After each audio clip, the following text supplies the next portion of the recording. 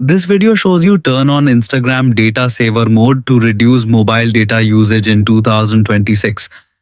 First of all, open the Instagram app page and make sure you're signed in to the correct account.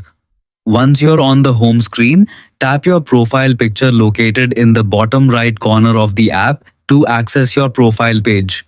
Next, tap the menu icon represented by three horizontal lines in the top right corner of the screen. This will open Instagram settings and activity options.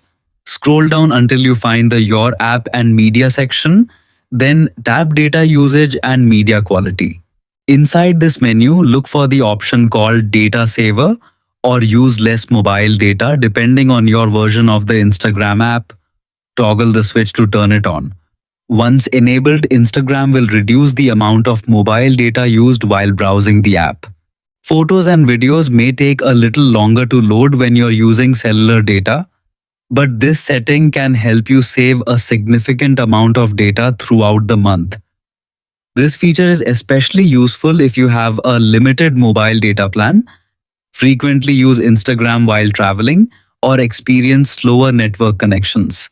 You can still enjoy scrolling through your feed, watching reels, and viewing stories while minimizing unnecessary data consumption.